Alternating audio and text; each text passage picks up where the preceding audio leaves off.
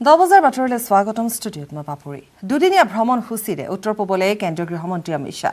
আজি শিলঙলৈ আহিব কেন্দ্ৰীয় গৃহমন্ত্ৰী অমিত শ্বাহ দীৰ্ঘদিনীয়া অসম মেঘালয় সীমা সমস্যা সন্দৰ্ভত দুই ৰাজ্যৰ মুখ্যমন্ত্ৰীয়ে আলোচনা কৰিব শ্বাহৰ উপস্থিতিত দুয়োখন ৰাজ্যৰ 12টা স্থানক লৈ হ'ব আলোচনা অমিত শ্বাহে অংশগ্ৰহণ কৰিব উত্তৰ পূব পৰিষদৰ বৈঠকতো অমিত শ্বাহৰ আগমনৰ পূৰ্বে দুই ৰাজ্যৰ মুখ্যমন্ত্ৰীয়ে বৈঠক দুই ৰাজ্যৰ সীমা সমস্যাক লৈ আলোচনা হিমন্ত বিশ্ব শৰ্মা আৰু কনৰাড চাংমাৰ দীৰ্ঘ সময় ধৰি চলি আহিছে সীমা সমস্যা আলোচনাৰ পিছতে যুটীয়া সংবাদমেল সম্বোধন কৰি এই সম্পৰ্কে অৱগত কৰে দুয়োজন মুখ্যমন্ত্ৰী উল্লেখযোগ্য যে দেওবাৰে অসমত কেইবাটাও কাৰ্যসূচীত অংশগ্ৰহণ কৰিব অমিত শ্বাহে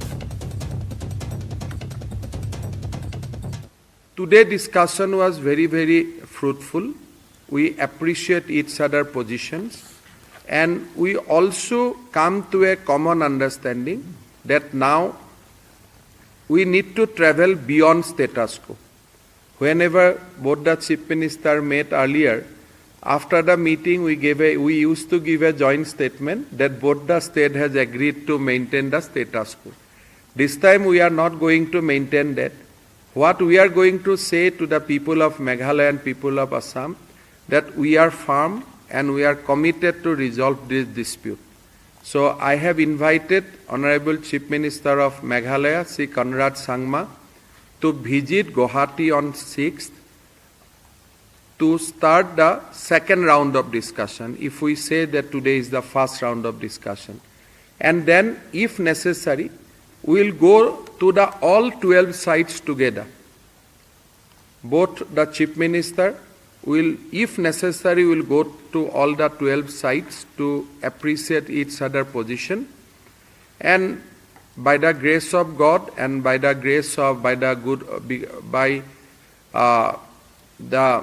blessings of both the state, people of Assam and people of Meghalaya, I am convinced that we will be able to resolve this dispute. Thank you very much. I would first of all take this opportunity to thank the Honorable Chief Minister of Assam for his visit to Shillong and more importantly for agreeing to have this meeting today here in the Secretariat. It is in a way a historic meeting because Honorable Chief Minister of Assam has come himself to the Secretariat and met us here, which has also sent a very positive message to the people of the state that Assam is very keen to see that we find a solution to this very long pending issue that we have. আৰু অলিম্পিকৰ খবৰ Tokyo' অলিম্পিকৰ hockey জয়েৰে যাত্ৰা আৰম্ভ ভাৰতৰ Tokyo' অলিম্পিকৰ পুৰুষ হকীৰ প্ৰথমখন খেলত জয়লাভ কৰিছে ভাৰতে প্ৰথমখন খেলত ভাৰতে পৰাস্ত কৰিছে নিউজিলেণ্ডক ৩-২ ব্যৱধানত ভাৰতে পৰাস্ত কৰিছে নিউজিলেণ্ডক পুনৰবাৰ কৈছো এই মুহূৰ্তত অলিম্পিকৰ এটা ভাল খবৰ আহিছে বৰ্তমান টকিঅ' অলিম্পিকৰ হকী জয়েৰে যাত্ৰা আৰম্ভ কৰিছে ভাৰতে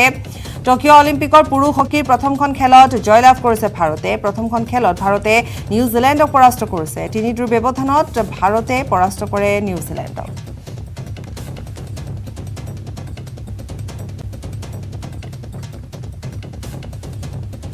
টকিঅ' অলিম্পিকত প্ৰথমটো স্বৰ্ণ পদক লাভ কৰিছে চীনৰ তাৰকা শ্বুটাৰ ইয়াং চিয়েনৰ প্ৰথমটো স্বৰ্ণ লাভ 10 মিটাৰ এয়াৰ ৰাইফল ইভেণ্টত স্বৰ্ণ পদক লাভ চিয়েনে পৰাস্ত কৰে ৰাছিয়াৰ এণ্টাছিয়া গালাচিনাক ইফালে আৰ্চাৰীৰ মিক্সড ইভেণ্টৰ কোৱাৰ্টাৰ ফাইনেলত প্ৰৱেশ ভাৰত দীপিকা আৰু প্ৰবীণৰ যুটি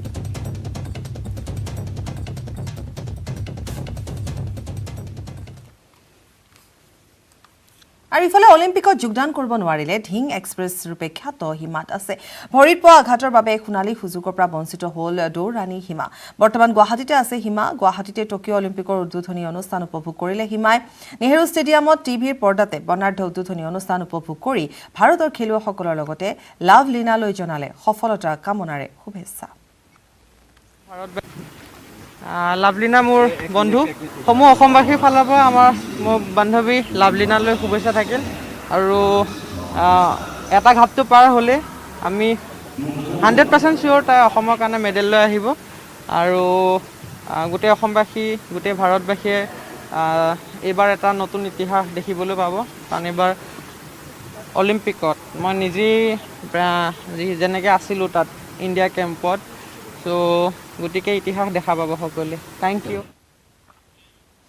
শীঘ্ৰে ঘোষণা হ'ব অসম প্ৰদেশ কংগ্ৰেছৰ সভাপতিৰ নাম সভাপতি দৌৰত আছে 4 জনৰ নাম গুৱাহাটীত উপস্থিত হৈ এইদৰে মন্তব্য কৰিলে ৰিপুন বৰাই দিল্লীত কংগ্ৰেছ হাইকমাণ্ডৰে আলোচনা সামৰি গুৱাহাটীত উপস্থিত হ'ল ৰিপুন বৰা পুনৰ সভাপতি নহ'ব বুলি স্পষ্ট মন্তব্য কৰিলে ৰিপুন বৰাই কংগ্ৰেছ ত্যাগ কৰি বিজেপি যোগদান কৰা সকলক সমালোচনা কৰিলে বৰাই নিজৰ স্বাৰ্থ সিদ্ধিৰ বাবে কংগ্ৰেছ ত্যাগ কৰা বুলি কটাক্ষ কৰিলে বৰাই বিধায়ক সুশান্ত বুঢ়াগোহাঁই বিজেপি গমনক লৈও মন্তব্য কৰিলে ৰিপুন বৰাই দিল্লীৰ পৰা উভতি অহাৰ পিছতে ৰিপুন বৰাই মন্তব্য কৰিছে কেইবাটাও গুৰুত্বপূৰ্ণ কথা মন্তব্য কৰিছে লগতে কৈছে যে মই পুনৰ সভাপতি নহওঁ মোক কোৱা হৈছিল কিন্তু মই সভাপতি পুনৰ এবাৰ নহওঁ আৰু এগৰাকী সৈনিক হিচাপে মই কংগ্ৰেছত কাম কৰি যাম বুলি উল্লেখ কৰিছে আৰু লগতে যিসকলে বিজেপিত যোগদান কৰিছে তেওঁলোককো সমালোচনা কৰিছে আৰু এইখিনি উল্লেখযোগ্য কথা হৈছে সভাপতি দৌৰত 4 জনকৈ লোকৰ নাম আছে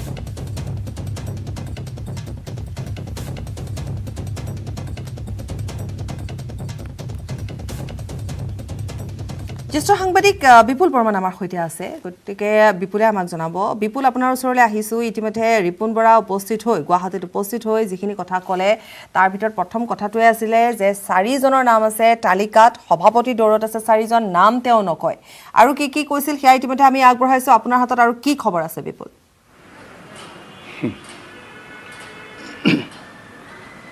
চাওক যেতিয়া বিগত যে পঞ্চদশ অসম বিধানসভাৰ নিৰ্বাচন আছিলে সেই নিৰ্বাচনত মহাজোঁট যিটো মহাজোঁট হিচাপে নিৰ্বাচন খেলিছিলে সেই ক্ষেত্ৰত বিশেষ তৎপৰতা দেখুৱাইছিলে প্ৰদেশ কংগ্ৰেছৰ সভাপতি ৰিপুন বৰাই আৰু ৰিপুন বৰাই সেই সময়ত সাংঘাতিক বিফল হৈছে বুলিও তেখেতে ক'ব নিবিচাৰে কাৰণ কিয় প্ৰায় 50খন আসন পাইছিলে মহাজোঁটে আৰু কিন্তু তেখেতে যে গহপুৰত হাৰি থাকিলে সেইবাবে তেখেতে সভাপতি পদৰ পৰা তাৎক্ষণিকভাৱে পদত্যাগ কৰিছিলে কিন্তু তেখেতে পদত্যাগ কৰাৰ পিছত নতুন সভাপতি নিদিয়া পৰ্যন্ত তেখেতকে যে কাৰ্যনিৰ্বাহ কৰি যাবলৈ যে হাইকমাণ্ডে তেখেতক কৈছিলে আৰু সেইবাবে আমি ৰিপুন বৰাৰ সৈতে তেখেতে দিল্লীলৈ যোৱাৰ আগতেও মই কেইবাবাৰো তেখেতৰ সৈতে কথা পাতিছিলোঁ আৰু ৰিপুন বৰাই সেই সময়ত এই কথাখিনি আমাক কৈছিলে যে মই গহপুৰত হাৰিছোঁ বাবেই মই সভাপতি পদ ত্যাগ কৰিছোঁ কিন্তু আমি মহাজোঁটে ব্যৰ্থ হোৱা বুলি নকওঁ কাৰণ আমি 126খন আসনৰ ভিতৰত 50খন আসন লাভ কৰিছিলোঁ আৰু 12-13খন আসন লাভ কৰিলে আমি মেজিক নাম্বাৰ টাচ কৰিলোঁহেঁতেন এইখিনি কথা ৰিপুন বৰাৰ গতিকে ৰিপুন বৰাই যিহেতু এতিয়া নতুন দিল্লীৰ পৰা আহি পুনৰ গুৱাহাটীত উপস্থিত হৈছে হোৱাৰ পিছতে তেখেতে তাৎক্ষণিকভাৱে তেখেতৰ যোৱাকালিৰ প্ৰতিক্ৰিয়াটো আছিল এনেধৰণৰ যে অতি সোনকালে দিল্লীৰ যে হাইকমাণ্ড কংগ্ৰেছৰ হাইকমাণ্ড নিখিল ভাৰত কংগ্ৰেছ কমিটিৰ তেওঁলোকৰ হাইকমাণ্ডে অতি শীঘ্ৰে তেওঁলোকৰ এই ৰাজ্যিক সভাপতিগৰাকীৰ নাম ঘোষণা কৰিব আৰু এই ক্ষেত্ৰত পেনেলত 4 জনৰ নাম আছে বুলি তেখেতে উল্লেখ কৰিছে আৰু বিৰোধী দলপতি কোন হ'ব তেনেধৰণৰ কথা এটাও চৰ্চা হৈ আছে কাৰণ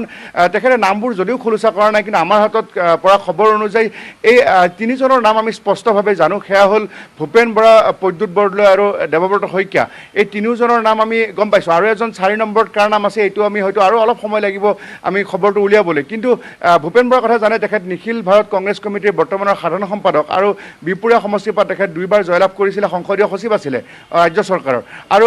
এগৰাকী প্ৰদ্যুৎ বৰদলৈ তেখেত আগতে প্ৰাক্তন মন্ত্ৰী আছিলে মাৰ্ঘেৰিটা সমষ্টিৰ বিধায়ক আছিলে বৰ্তমান নগাঁৱৰ সাংসদ আৰু লগতে দেৱব্ৰত শইকীয়া তেখেত নাজিৰা সমষ্টিৰ পৰা যে বিধায়ক হিচাপে আছে আৰু তেখেত বিৰোধী দলপতি গতিকে এই 3 জনৰ নাম আছে এজন হয়তো সভাপতি হিচাপে যিকোনো মুহূৰ্তত নাম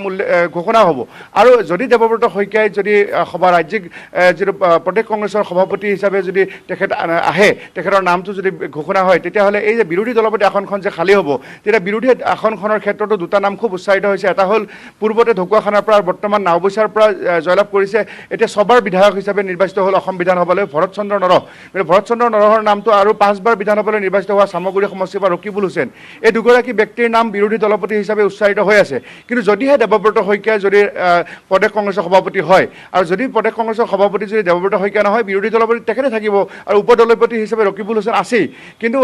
ভূপেন বৰা তেখেতৰ লগত আমি কথা পাতিছিলোঁ ভূপেন বৰাই অৱশ্যে কৈছে যে তেখেতৰ নামটো থকা বুলি তেখেতে জানে কিন্তু সভাপতি কোন হ'ব কোন নহ'ব এই ক্ষেত্ৰত কোনো ধৰণৰ মন্তব্যৰ পৰা তেখেতসকল বিৰত আছে সমান্তৰালভাৱে প্ৰদ্যুৎ বৰদলৈ হয়তো আমি সাক্ষাৎকাৰ লৈছিলোঁ প্ৰদ্যুৎ বৰদলৈ কৈছে যে বহুদিনৰ পৰাইতো মই অঞ্জন দত্ত যেতিয়া সভাপতি হৈছিলে তেতিয়াও শুনি আছিলোঁ ময়ে হ'ম বুলি গতিকে মোৰ নামটো এনেধৰণে ওলাই থাকে যেতিয়া সভাপতি হ'বলৈ হয় কিন্তু যদি দিয়ে তেনেহ'লে মই সভাপতি হিচাপে কাৰ্যনিৰ্বাহ কৰিম আৰু যদি নিদিয়ে বৰ্তমান যেনেধৰণে আছোঁ মই সাংসদ হিচাপে তেনেকৈ মই কাম কৰিম গতিকে এইখিনি কংগ্ৰেছৰ আভ্যন্তৰৰ কথা কিন্তু ইতিমধ্যে আপুনি যিটো কথা কৈছে এজনৰ পিছত আনজন নেতা এতিয়া বিজেপি অভিমুখে তেওঁলোকে গমন কৰিছে কিন্তু যে সেই কথাটো সুধিবলৈ মই ওলাইছিলোঁ যে যিহেতু এইখিনি কথা বা এখন তালিকা বা 4 জনৰ নাম অন্তৰ্ভুক্তিৰ কথা কৈ আছে চৰ্চাত যিকেইজনৰ নাম আছে আপুনি ইতিমধ্যে কৈছে কিন্তু কিমান সময় বা কেতিয়ালৈ হয়তো এই তালিকা বা কিমান দিনৰ পাছত পাছত বা কেতিয়ালৈ যিহেতু চৰ্চাটো কেতিয়াবাৰ পৰা হৈ আছে যে সভাপতি নতুন সভাপতি কোন হ'ব এতিয়ালৈকে আজিও যিহেতু কালি যিহেতু ৰিপুন বৰা উপস্থিত হৈ তেওঁ ক'লে যে অতি সোনকালে হ'ব গতিকে কেতিয়া হ'ব সেই কথা আমি জানিব বিচাৰিম আৰু লগতে সুশান্ত বুঢ়াগোহাঁই সন্দৰ্ভত কিছু কথা কৈছিলে সেয়াও যদি আপুনি কম সময়ৰ ভিতৰত এবাৰ কৈ দিয়ে কি কৈছিল ৰিপুন বৰাই বিজেপি গমন সন্দৰ্ভত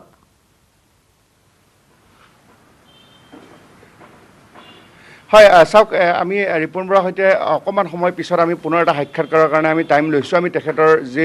বেলতলা যি বাসগৃহ আছে তালৈকে আমি যাম তেখেতৰ সৈতে অধিক কথা পাতিম কিন্তু তেখেতসকলে এটা কথা কৈছে যে শাসনত থকা দললৈকে বিৰোধীৰ পৰা এই ধৰণে ক্ষমতা বিচাৰি বহু লোক যায় আৰু তেনে লোক গ'লে কোনো ক্ষতি নহয় বুলি ৰিপুন বৰাই কৈছিলে আৰু তেনে কথা আমি দেখিছিলোঁ আগতে যেতিয়া কংগ্ৰেছৰ চৰকাৰ আছিল অসম গণ পৰিষদৰ পৰা বহু লোক তেনেধৰণে ধাৱমান হৈছিলে ক্ষমতা বিচাৰি কিন্তু বিভিন্ন সময়ত বিভিন্নজন লোক তেনেধৰণে শাসনাধিষ্ঠ দললৈ গ'লেও বিভিন্নজনে সন্মান নোপোৱাও আমি দেখিছোঁ গতিকে সময়ত দেখা যাব কোন কেনেকৈ ক'লৈকে যায় এই কথাবোৰ ৰিপুন বৰাই কৈছিলে গতিকে এতিয়া আমি অকণমান পিছত যিহেতু আমি বেলতলাত তেখেতৰ বাসগৃহলৈ যাম আমি অধিক খবৰ জানিম যে আচলতে তেখেতক হাইকমাণ্ডে কি কৈ পঠিয়ালে যে কিমান দিনৰ ভিতৰত নতুন সভাপতি হ'ব কিন্তু এটা কথা যে খাটাং যে এই আপোনাৰ দেৱব্ৰত শইকীয়া বা প্ৰদ্যুৎ বৰদলৈ আৰু যি ভূপেন বৰা তেওঁলোকৰ ভিতৰৰে এজন যিকোনো মুহূৰ্ততে যি নিখিল ভাৰত কংগ্ৰেছ কমিটিয়ে ঘোষণা কৰিব ৰাজ্যিক প্ৰদেশ কংগ্ৰেছৰ সভাপতি হিচাপে নিশ্চয় বিপুল বৰ্মন ধন্যবাদ জনাইছোঁ আৰু কিছু আমি অপেক্ষা কৰিব লাগিব আৰু বিপুল বৰ্মন যিহেতু ইতিমধ্যে ৰিপুন বৰা বাসগৃহত উপস্থিত হৈছে গতিকে এক আছুতীয়া সাক্ষাৎকাৰ হ'ব এই আছুতীয়া সাক্ষাৎকাৰত বহুখিনি কথা ৰিপুন বৰাই ইতিমধ্যে জনাব বুলি বিপুল বৰ্মনে কৈছে যি কি নহওক কোন হ'ব APCCৰ নতুন সভাপতি তাৰ বাবে কিছু অপেক্ষাৰ প্ৰয়োজন হাইকমাণ্ডে আলোচনা কৰিছে আৰু এতিয়া কি মই ফ্লাইটত অহাৰ সময়ত যদি কিবা হৈছে মই নাজানো সেইটো মই নাজানো কাক দিয়ে ৩-৪জনৰ নাম আছে মোৰ লগত ৩-৪জনৰ বিষয়ে আলোচনা হৈছে আৰু আটাইকেইজনৰ ওপৰত মোৰ পৰা অপিনিয়ন লৈছে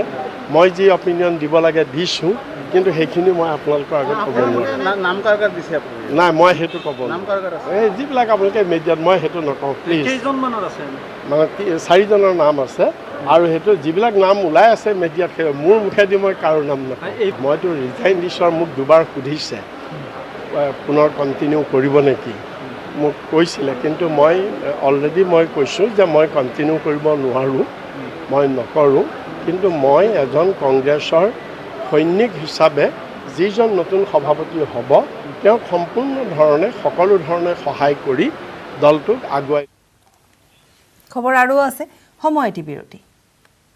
মাইথান ষ্টিল ইমান ষ্ট্ৰং যে 20% কমকৈ লাগে ষ্ট্ৰং আৰু বুদ্ধিয় মাইথান নিৰ্মাণৰ মানদণ্ড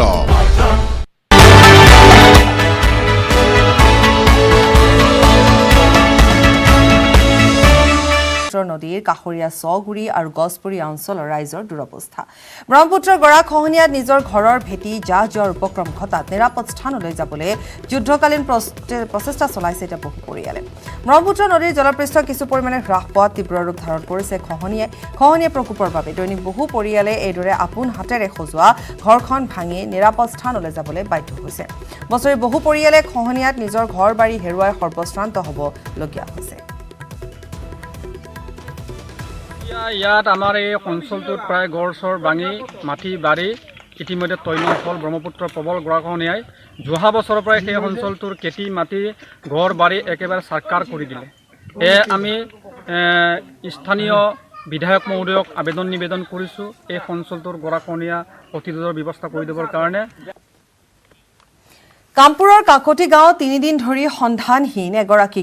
কিশোৰীগৰাকীক অপহৰণ কৰাৰ সন্দেহ প্ৰকাশ কৰিছে পৰিয়ালৰ লোকে কামপুৰ টকৌডুবিৰ আমিৰ হুছেইন নামৰ যুৱকজনৰ বিৰুদ্ধে অপহৰণৰ অভিযোগ উত্থাপিত হৈছে কামপুৰ আৰক্ষী চকীত এজাহাৰ দাখিল কৰিছে কিশোৰীগৰাকীৰ পৰিয়ালৰ লোকে এগৰাকী কিশোৰী নিৰুদ্দেশ হৈ আছে আৰু কামপুৰ টকৌডুবিৰ এগৰাকী কিশোৰী নিৰুদ্দেশ হৈ থকাৰ পিছতে কিশোৰীগৰাকীৰ পৰিয়ালৰ তৰফৰ পৰা ইতিমধ্যে এজাহাৰ দাখিল কৰা হৈছে 3 দিন ধৰি কিশোৰীগৰাকী নাই আৰু কিশোৰীগৰাকীক অপহৰণ কৰাৰ সন্দেহ প্ৰকাশ কৰিছে আমিৰ হুছেইন নামৰ যুৱকৰ বিৰুদ্ধে অপহৰণৰ অভিযোগ 21 তাৰিখ ঈদৰ দিনা বুধবাৰে আমিৰ হুছেইন নামৰ ল'ৰা দিনৰ 10:30 মান বজাত জান্নাতুন নেছা ছোৱালীজনীক অপহৰণ কৰি লৈ যায় আমি কামপুৰ থানাত ইজাহাৰ দিছোঁ যদিও পুলিচে তথ্যবিধান লৈ আছে বিচাৰ আচাৰ কৰি আছে ক'তো আমি কাজিৰঙা ৰাষ্ট্ৰীয় উদ্যান কৰ্তৃপক্ষই গাড়ীৰ গতিবেগ নিয়ন্ত্ৰণৰ বাবে হাতত লৈছে ন কৌশল গাড়ীৰ গতিবেগৰ ওপৰত তীক্ষ্ণ দৃষ্টি ৰাখিছে ৰাষ্ট্ৰীয় উদ্যান কৰ্তৃপক্ষই কাৰ্যালয়ত বহিয়ে গাড়ীৰ গতিবেগৰ ওপৰত নজৰ ৰাখিছে উদ্যান কৰ্তৃপক্ষই 40 কিলোমিটাৰতকৈ অধিক বেগত বাহন চলালে বাহনৰ চালকে ভৰিব লাগিব জৰিমনা জিলা পৰিবহণ বিষয়াৰ কাৰ্যালয়ৰ পৰা আইন অমান্য কৰা চালকলৈ যাব জৰিমনাৰ জাননী পত্ৰ কাজিৰঙা ৰাষ্ট্ৰীয় উদ্যানৰ অন্তৰ্গত বুঢ়াপাহাৰ বনাঞ্চলিক কাৰ্যালয়ত বনকৰ্মীসকলে ৰাখিছে এতিয়া তীক্ষ্ণ দৃষ্টি কলিয়াবৰ মহকুমাৰ অন্তৰ্গত বুঢ়াপাহাৰ বনাঞ্চলৰ দুটাকৈ স্থানত সংস্থাপিত কৰা হৈছে অত্যাধুনিক সেন্সৰ কেমেৰা ৰাজপথৰে যোৱা প্ৰতিখন গাড়ী মনিটৰিং কৰে সেন্সৰ কেমেৰাই বিশেষকৈ কলিয়াবৰ মহকুমা প্ৰশাসনে জাৰি কৰা 144 ধাৰাৰ এই সময়ছোৱাত অধিক কঠোৰ হৈছে ৰাষ্ট্ৰীয় উদ্যানখনৰ কলিয়াবৰ মহকুমাৰ অন্তৰ্গত বুঢ়াপাহাৰ বনাঞ্চলৰ কৰ্তৃপক্ষ ৰাষ্ট্ৰীয় উদ্যানখনৰ জীৱকুলৰ সুৰক্ষাৰ বাবে স্পৰ্শকাতৰ অঞ্চল তথা এনিমেল কৰিডৰত সংস্থাপিত কৰা হৈছে উন্নত প্ৰযুক্তিৰ সেন্সৰ কেমেৰা ইয়াতে আমাৰ বুঢ়াপাহাৰ ঘোঁৰাঘাটি এলেকাত আমি কণ্ট্ৰল ৰুমটো স্থাপন কৰিছোঁ আমাৰ আমগুৰি কৰিডৰত যি সেন্সৰ কেমেৰা উচ্চ ক্ষমতাসমূহ স্থাপন কৰা হৈছে সেই কেমেৰাখিনি মনিটৰ ইয়াৰ পৰা কৰা হয় কলিয়াবৰ মহকুমা প্ৰশাসনে 144 ধাৰা জাৰি কৰিছে গাড়ীৰ যান বাহনবিলাকৰ গতি নিয়ন্ত্ৰণৰ কাৰণে এই সময়ত 40তকৈ ওপৰত গাড়ী চালকসকলে চলাব নালাগে গাড়ী তো যিসকল গাড়ী চালকে 40তকৈ ওপৰত তেওঁলোকে গাড়ী চলায় সেই গাড়ীসমূহৰ স্বয়ংক্ৰিয়ভাৱে ইয়াতে ভিডিঅ' ৰেকৰ্ডিং হৈ থাকিব সময়ত সেই ডাটাবেছটো উলিয়াই আমি জিলা দ্বিতীয় অফিচলৈ পঠোৱা হ'ব আৰু এই গাড়ীসমূহৰ ওপৰত ব্ৰেকিং নিউজ উপনিৰ্বাচনক লৈ বিজেপিৰ ব্যাপক তৎপৰতা আৰম্ভ হৈছে 4টা সমষ্টিৰ বাবে বিজেপিৰ সমিতি গঠন কৰিছে সভাপতি ভৱেশ কলিতাৰ নিৰ্দেশত উচ্চস্তৰীয় সমিতি গঠন কৰা হৈছে সমিতিত আছে সাংসদ মন্ত্ৰী বিধায়ক তথা দলটোৰ জ্যেষ্ঠ কাৰ্যকৰ্তা মৰিয়নি সমষ্টিৰ আহ্বায়ক হিচাপে মন্ত্ৰী পীযুষ হাজৰিকা মন্ত্ৰী সঞ্জয় কিষাণক দায়িত্ব অৰ্পণ কৰা হৈছে মাজুলীৰ বাবে আহ্বায়কৰ দায়িত্ব লাভ কৰিছে ডক্টৰ ৰণোজ পেগু আৰু বিমল বৰাই তামুলপুৰ উপনিৰ্বাচনৰ বাবে সমষ্টিটোৰ আহ্বায়কৰ দায়িত্বত মন্ত্ৰী ৰঞ্জিত কুমাৰ দাস গোসাইগাঁও সমষ্টিটোত অশোক কুমাৰ সিংহলক আহ্বায়কৰ দায়িত্ব প্ৰদান কৰা হৈছে আৰু উপনিৰ্বাচনক লৈ বিজেপি এনেধৰণে ব্যাপক তৎপৰতা ইতিমধ্যে আৰম্ভ কৰিছে আৰু দেখিবলৈ পোৱা গৈছে যে তামুলপুৰ আহ্বায়কৰ দায়িত্বত ৰঞ্জিত দাসক দিয়া হৈছে ঠিক তেনেধৰণে আহ্বায়কৰ দায়িত্বত দিয়া হৈছে বিভিন্নজনক গোসাইগাঁৱত অশোক সিংহলক দিয়া হৈছে মৰিয়নিত ঠিক তেনেধৰণে দিয়া হৈছে পীযুষ হাজৰিকাক মন্ত্ৰী পীযুষ হাজৰিকাক দায়িত্ব দিয়া হৈছে মাজুলীত ৰণোজ পেগুক দায়িত্ব দিয়া হৈছে আৰু এনেধৰণে এতিয়া তৎপৰ হৈ পৰিছে বিজেপি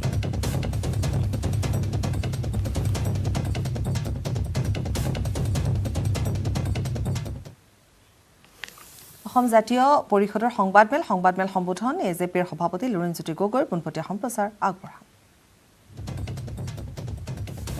আমাৰ দলৰ মিডিয়া পেনালিষ্ট আৰু সম্পাদক আৰু ৰাজু ফুকন ডাঙৰীয়া তেখেত আমাৰ দলৰ কেন্দ্ৰীয় সম্পাদক মই মাননীয় সভাপতি মহোদয়ক সংবাদমেলখন আৰম্ভ কৰিবৰ কাৰণে অনুৰোধ জনাইছোঁ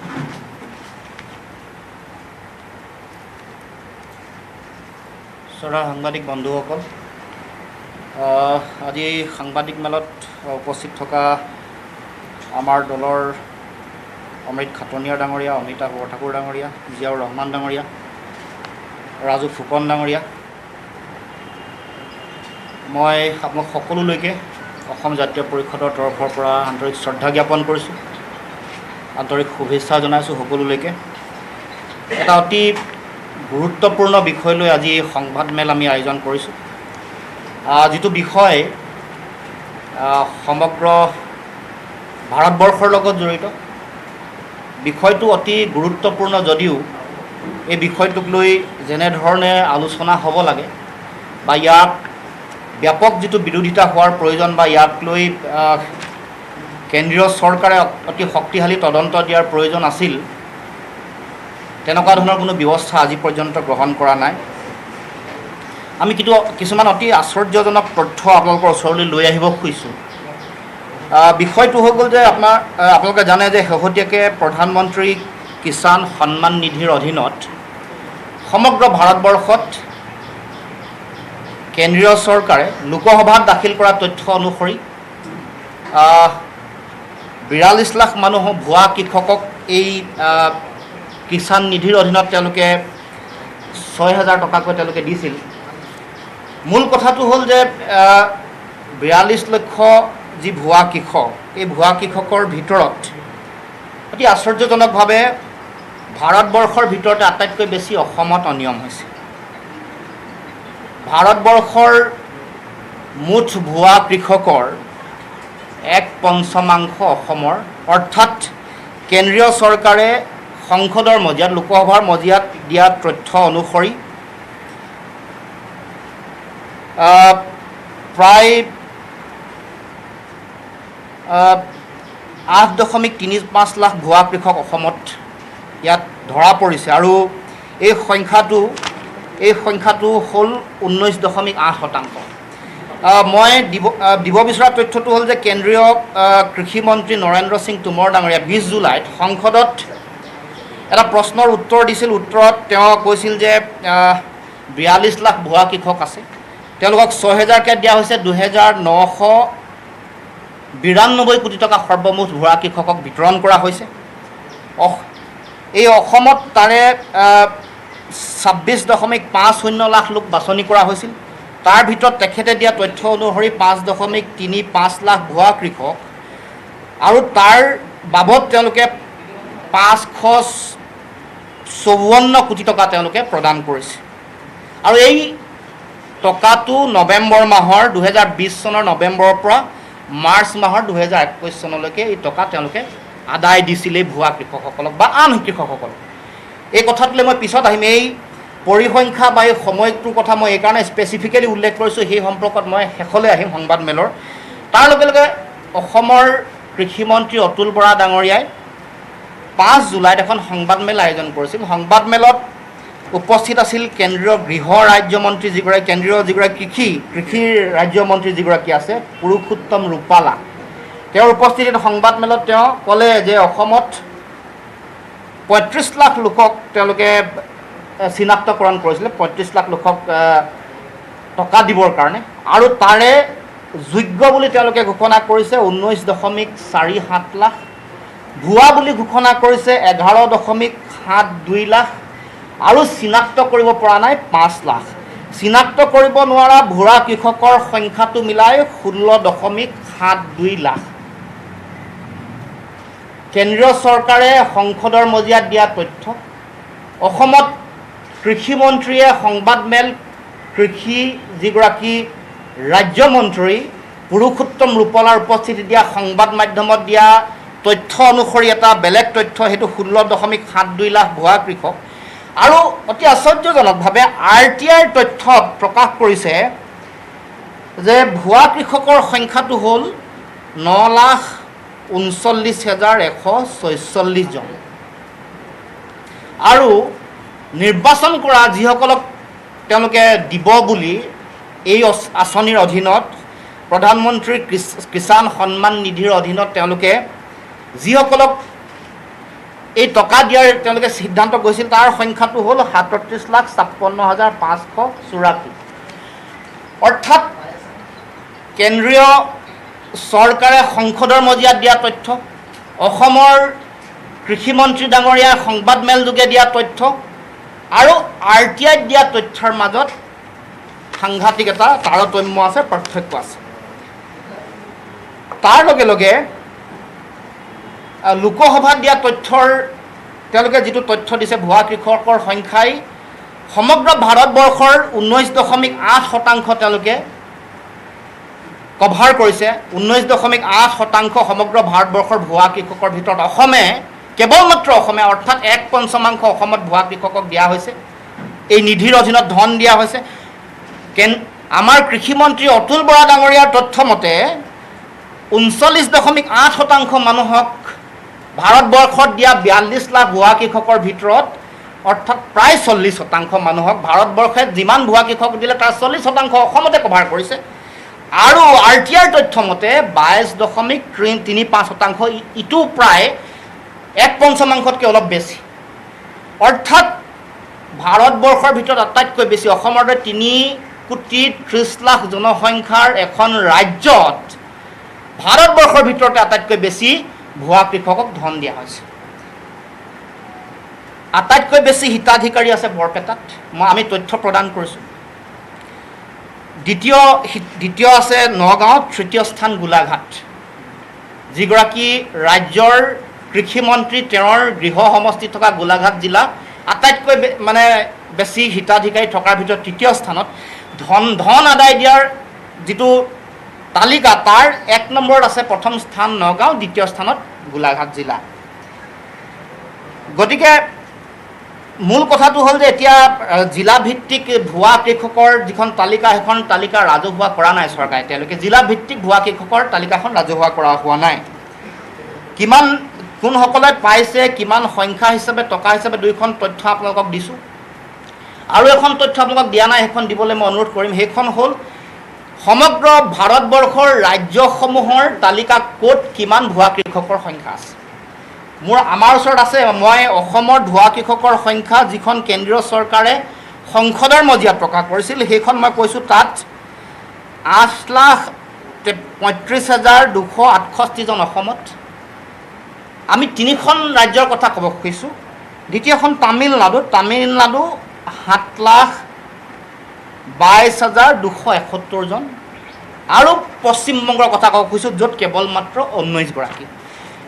এই কথাবোৰ তথ্যবোৰ আপোনালোকক কিয় দিব খুজিছোঁ সেইটো মই পৰ্যায়ক্ৰমে ক'ম।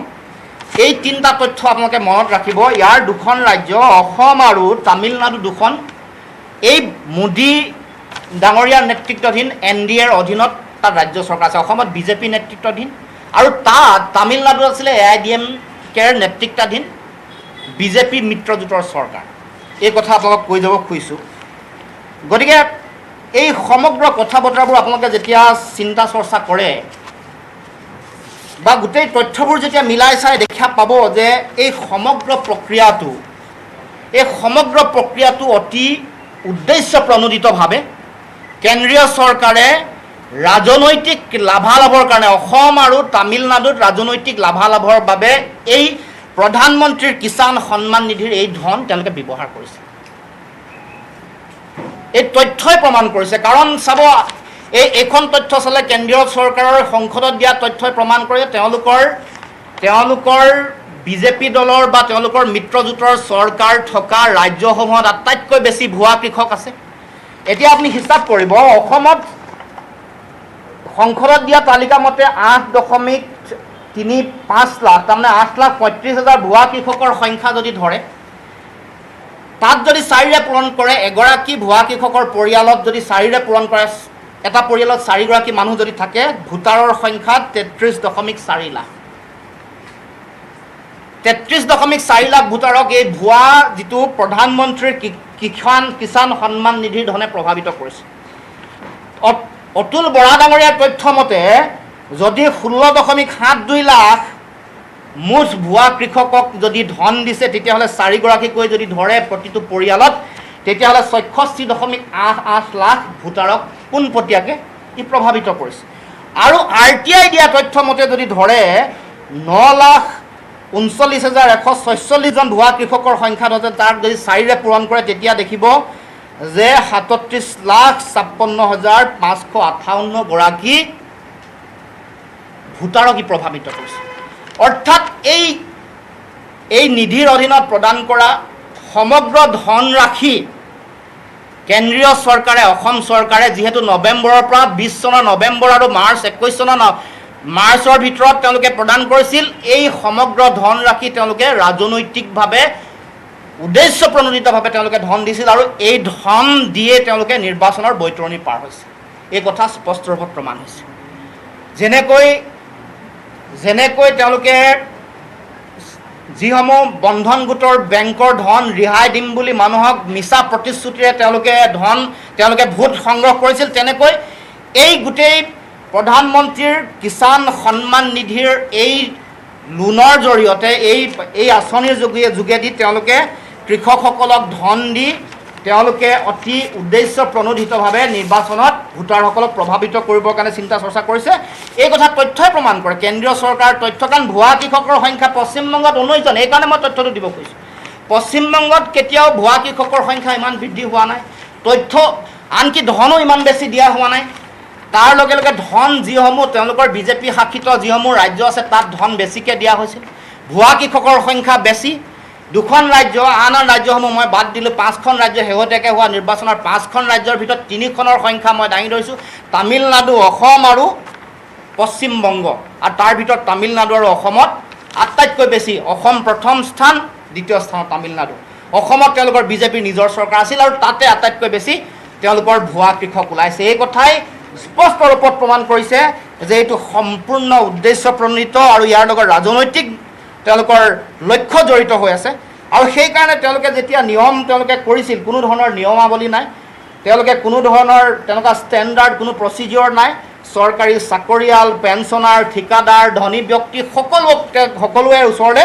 এই ভুৱা কৃষকৰ ধন বা এই নিধিৰ ধন তালৈ তেওঁলোকে দিছিল বা ইতিমধ্যে তেওঁলোকৰ তালৈ গৈছিল তাৰ উপৰিও আৰু ডাঙৰ কথাটো হ'ল যে যিসকলে আগতে কৃষকৰ তালিকা বনাইছিল যিসকল কৃষি বিভাগৰ বিষয়া কৰ্মচাৰী এতিয়া তেওঁলোককে আকৌ ভুৱা কৃষকৰ তালিকা তেওঁলোকক তৈয়াৰ কৰিবলৈ দিছে যিসকলে আগৰ ভুলকৈ যিসমূহ তালিকা বনাইছিল বা ভুৱা কৃষক তেওঁলোকে উদ্দেশ্য প্ৰণোদিতভাৱে যাৰ নাম ভৰাই দিয়া হৈছিল তেওঁলোককে আকৌ ভুৱা কৃষকৰ নাম তেওঁলোকক উলিয়াবৰ কাৰণে বাছনি কৰিবৰ কাৰণে বা বিচাৰি উলিয়াবৰ কাৰণে তেওঁলোকক দায়িত্ব দিছে আজিলৈকে কোনো ধৰণৰ তদন্ত হোৱা নাই কোনো ধৰণৰ বিষয়াৰ বিৰুদ্ধে শাস্তিমূলক ব্যৱস্থা গ্ৰহণ কৰা নাই যিসকল কৃষি বিষয়া কৰ্মচাৰী আছে তেওঁলোকৰ কাৰো বিৰুদ্ধে কোনো ধৰণৰ তদন্ত ব্যৱস্থা গ্ৰহণ কৰা নাই আৰু অতি আশ্চৰ্যজনকভাৱে যোৱা বিধানসভাৰ অধিৱেশনত যিমান শক্তিশালীভাৱে সৰবভাৱে এই বিষয়টো বিধানসভাৰ মজিয়াত আলোচনা হ'ব লাগিছিল প্ৰতিবাদ হ'ব লাগিছিল নহ'ল গতিকে আজি সংবাদমেলৰ যোগেদি আমি আহ্বান জনাইছোঁ বিৰোধী সকলো পক্ষক এইটো এটা অত্যন্ত ভয়াৱহ ব্লু প্ৰিণ্ট আছিল গতিকে সকলোৱে সৰব ভূমিকা পালন কৰিব লাগে ইয়াৰ বিৰুদ্ধে অতি শক্তিশালী ভূমিকা পালন কৰি এই যিটো তেওঁলোকৰ ষড়যন্ত্ৰ এই যিটো তেওঁলোকৰ উদ্দেশ্য প্ৰণোদিত তেওঁলোকৰ ৰাজনৈতিক লক্ষ্য থকা যিটো তেওঁলোকৰ পৰিকল্পনা ইয়াৰ বিৰুদ্ধে সকলোকে সৰব ভূমিকা পালন কৰিবৰ কাৰণেও আজি এই সংবাদমেলৰ যোগেদি মই আহ্বান জনাইছোঁ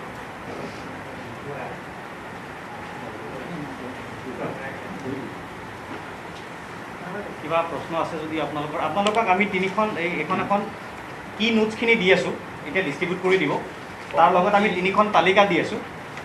অসমত জিলা ভিত্তিত কিমান বেনিফিচিয়াৰী আছে টোটেল আৰু এমাউণ্ট হিচাপত আমি শ্বৰ্টিং কৰি দিছোঁ এখন হৈছে বেনিফিচিয়াৰী হিচাপে তালিকা আৰু আনখন হৈছে এমাউণ্ট টোটেল এমাউণ্ট ডিষ্ট্ৰিবিউটড তাৰ তালিকা এখন দিছোঁ আৰু তাৰ লগতে সংসদত কৃষিমন্ত্ৰী ডাঙৰীয়াই যিটো তথ্য দাঙি ধৰিছিলে যে state wise details of ineligible farmers আৰু কিমান টকা ৰিকভাৰ কৰিবলগীয়া আছে এই তালিকা 3খন তালিকা আপোনালোকক আমি সংলগ্ন কৰি দিছোঁ হয় আছে আপোনালোকৰ যদি কিবা জানিবলগীয়া আছে প্ৰশ্ন আছে আপোনালোকে কৰিলে আমাৰ সভাপতি ডাঙৰীয়াই উত্তৰ দিব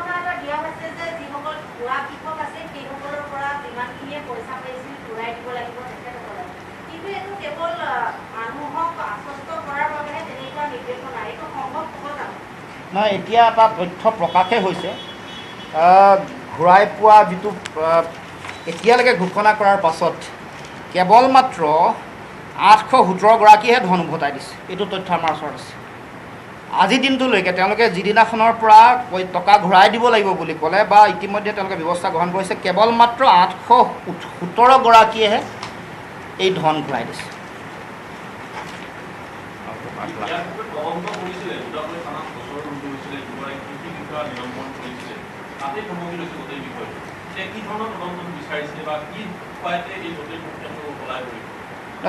দুটা প্ৰথম কথাটো হ'ল ডাঙৰ যিটো এজেণ্ডা সেইটোহে হাইলাইট হ'ব লাগে দেশৰ মুঠ ভুৱা কৃষকৰ 1/5 অসমত কিয় ইয়াৰ লগত ৰাজনৈতিক উদ্দেশ্য আছে এইটো এটা উদ্দেশ্য প্ৰণোদিতভাৱে অসমত ভুলকৈ মানুহক দিয়া হৈছে তাৰ পৰা ভোট লোৱা হৈছে এইটো হ'ল প্ৰথম ফাণ্ডামেণ্টেল কথা দ্বিতীয় কথাটো হ'ল যে তেওঁলোকে এতিয়া যিসকলে যোৱাবাৰ তালিকা বনাইছিল যিসকল বিষয়া আছিলে কৰ্মচাৰী আছিল তেওঁলোকে ভুৱা মানুহৰ তালিকা বনালে ভুৱা কৃষকৰ তালিকা বনালে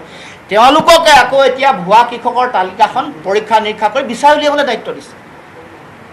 যিসকলৰ ব্যক্তিৰ ভুলৰ কাৰণে দুখৰ কাৰণে আজি এই অৱস্থা হ'ল বা তেওঁলোকৰ লক্ষ্য যিহেতু আছিল গতিকে আমি চাব লাগিব ইয়াৰ বিশালতাটো ব্যাপকতাটো আন ৰাজ্যসমূহত কিয় হোৱা নাই এই লিষ্টখন যদি চাই আপোনালোকে ধৰা পৰিব